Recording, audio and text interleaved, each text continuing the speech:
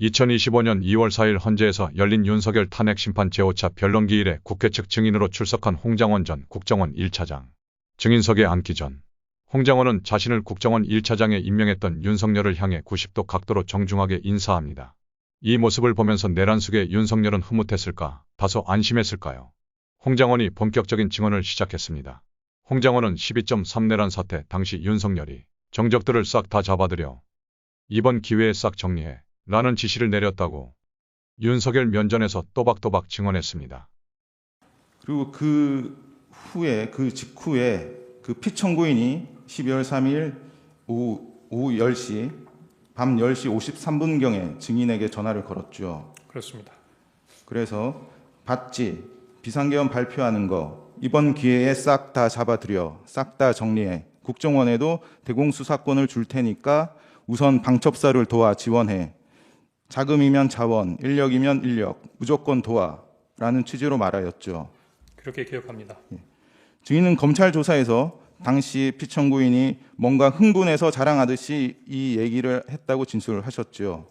다소 주관적인 얘기인 부분인 것 같은데 적절치 못했던 것 같습니다. 이렇게 진술하신 적은 있으시죠? 그렇습니다. 그 증인은 싹 다 잡아들여를 어떤 의미로 이해하셨습니까? 말뜻 그대로 이해했습니다.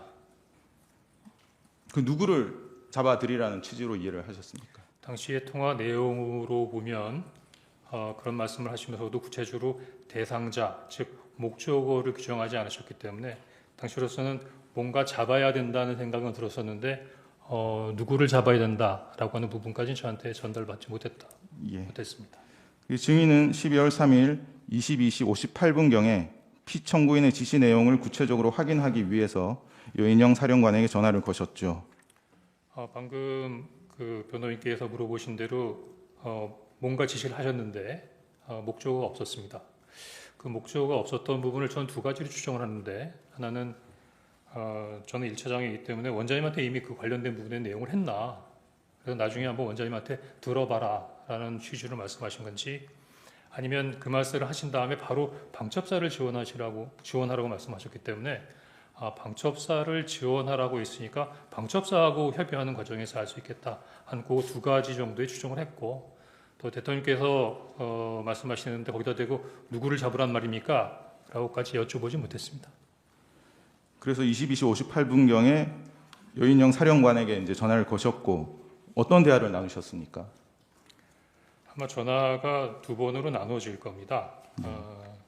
이미 비상계엄이 발표되는 내용을 보고 상황을 파악하기 위해서 여인영 사령관하고 한번 통화를 한번 했었던 부분이기 때문에 다시 한번 전화를 했고, 전화해서 제가 요즘에 무슨 얘기를 하면 자꾸 제 얘기가 바뀐다라고 하는 얘기가 있어서 제가 조금 메모를 해서 그 메모에 근거해서 또박또박 말씀드리도록 하겠습니다. 그래서 이제 제일 먼저 어떻게 된 거야? 라고 제가 얘기했던 것 같고, 여전히 그 연영 사령관은 저의 그 어떤 질문에 대해서 답변하지 않거나 회피하는 부분에 있었던 태도를 취했습니다. 그래서 제가 부위에게 전화 받았어. 대통령이 너희들 지원해 주래. 이렇게 얘기를 했고, 이 이야기를 들은 다음에 그 다음부터는 여인영 사령관이 당시의 상황들을 저한테 설명해 주기 시작했습니다. 그래서 두 번 통화를 하셨는데 처음에 22시 58분경에는 이제 여인영 사령관에게 전화를 걸었더니 여인영 사령관이 뭔가 지시를 하느라고 바빴고, 그래서 증인과는 제대로 대한 대화를 못했다고 이렇게 검찰에 진술하셨는데 이게 사실이죠. 네.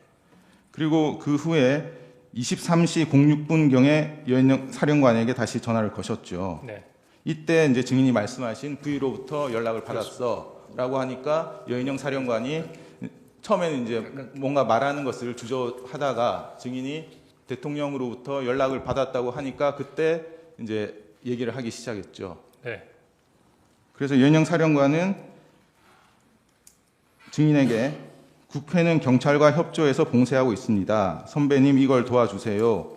저희 체포조가 나가 있는데 소재 파악이 안 돼요. 명단 불러드릴게요라는 취지로 이야기를 했죠. 네. 여인영이 사용한 정확한 워딩이 체포조 맞습니까? 네. 그 증인은 여인영 사령관이 불러주는 명단을 받아 적으셨나요? 예. 받아 적었습니다. 그 체포 명단이 적힌 메모를 제시하겠습니다.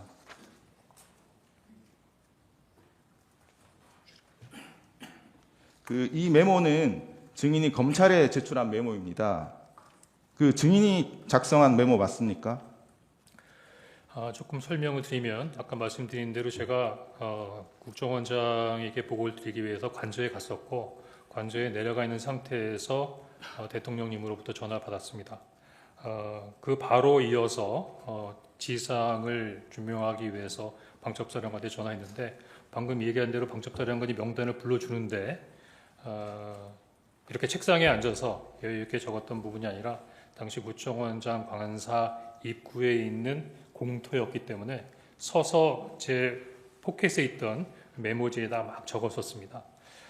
사무실에 가서 다시 보니까 제가 봐도 이거 알아보기 어려울 만한 것 같아서 제가 보좌관을 불러서 야 이거 좀 정서해봐라 라고 해서 적었는데 지금 정서로 되어 있는 대당자들의 인물의 어떤 글자는 제 보좌관의 글씨고 이 밑에 막 흘려 써 있는 글씨체가 제 글씨체입니다. 제가 왼손잡이라서 글씨체가 조금 좀 흘려 쓰는 부분이라 상대방들이 좀 알아보기 어렵습니다. 그래서 그렇게 만들어진 메모입니다.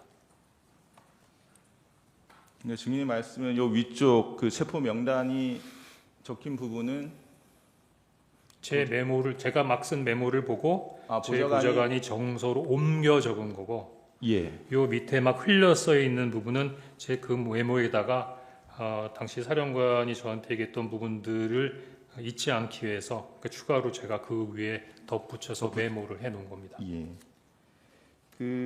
이 메모를 보면 처음엔 16명, 14명이라는 기재도 있고 16명이라는 기재가 있었고 그 후에 이 16명이라는 기재가 이제 삭선 표시돼서 지워진 것으로 보입니다. 조지호 경찰청장도 검찰 조사에서 여인형으로부터 총 16명의 체포 명단을 들었고 이재명 대표에게 무죄를 선고한 김동연 판사도 체포 대상에 포함되어 있었다고 진술을 했습니다. 혹시 증인이 기억하는 체포 명단이 총 16명 맞나요? 사실대로 말씀드리면 그때 그 밤에 서서 막 메모를 하는데 14명이든 16명이든 그걸 또박또박 다 적을 수 있는 사항이 아니었고요. 적다 보니까 이게 뭐지? 하는 생각이 들어서 그 뒤에 있는 부분들은 대부분 한 반 정도 적다가 추가로 적지 않았고 나중에 나름대로 좀 약간 기억을 회복해서 적어보니까 한 14명, 16명 정도가 됐나? 그렇게 기억하고 있습니다. 예, 알겠습니다. 그 증인은 체포 명단을 들을 때 어떤 생각이 들었습니까?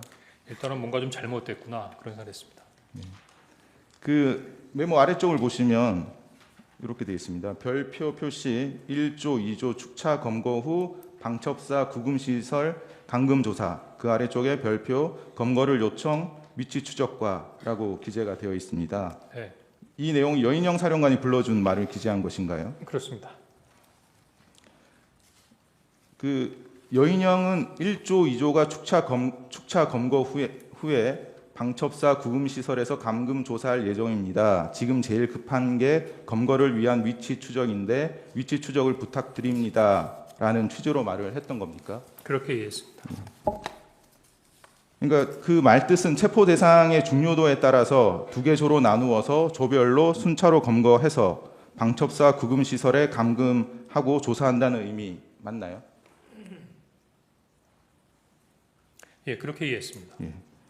그 증인은 요 체포 명단 14명에서 16명에 대해서 위치 추적을 하셨습니까? 하지 않았습니다. 그 국정원에서는 영장 없이도 위치 추적을 할 수 있나요? 할 수 없습니다. 그 증인은 여인형의 위치 추적 요청이 영장 없이 위법한 방법을 써서라도 체포 대상의 위치를 알아봐 달라는 요청으로 이해하셨습니까? 물론 그렇습니다만 당시는 비상계엄 상황하였고 대통령이 지시면 상당히 초법적인 상황에서 이런 부분들이 이루어져야 하는가라는 부분을 잠시 고민한 것은 사실입니다. 알겠습니다. 사항은 답변을 생략하고요. 아닙니다.